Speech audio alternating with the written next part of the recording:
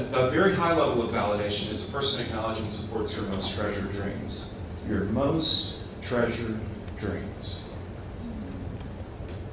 Now, what's interesting about this level of validation is for many folks coming in to treatment, they don't even know what their dreams are.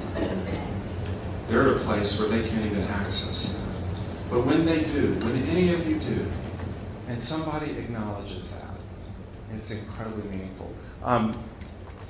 Tell a story. A friend of mine is here. He's done a lot of things in his career. He's been a producer. He's been a writer. He's been very successful at it. And years ago, when Blake and I met, it's been almost 20. Well, not quite 20. It's been 16, 17 years ago. We were talking. We happened to meet at a dinner party. He was talking about writing a musical, and I was talking about writing my next book. And what I wanted. This was before Beyond the Looking Glass was actually written and came out. And I remember, the thing I remember from that discussion is that I was able to share my dream with someone who validated it and got it. That it was really important for me to write, that was an incredibly important dream of mine, when everything in my world was invalidating that, because it's very difficult to get published, as many of you know.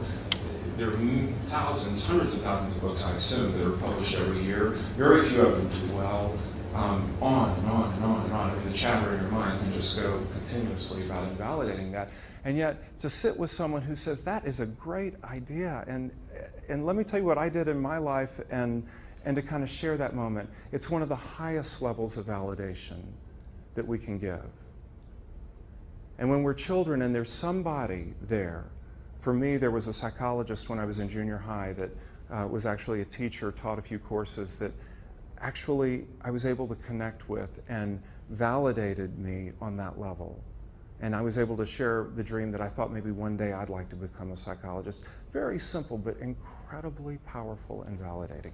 The ability to reflect back to someone that not only you understand their dream, but that it's acceptable. Okay, so invalidation, it's important to kind of look at the other side of this. So low levels, others too busy or conflicted to notice you. Moderate, others judge your feelings as insignificant or foolish.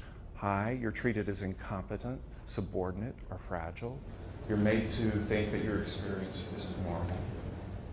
And then a very high level of invalidation is your most treasured dreams are ridiculed as foolish. Another person highlights and shames your vulnerability, and another threatens your physical safety.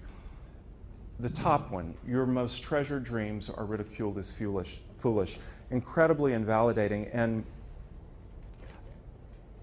it's interesting to me the number of clients that will come in for therapy that have actually been through this from families that are very, very loving and well-intended and supportive in those terms. But because their dream did not fit the dream of the parents, it was incredibly invalidating for them. And the parents only meant for the best. They only meant for the highest for them. They only wanted everything in the world for them.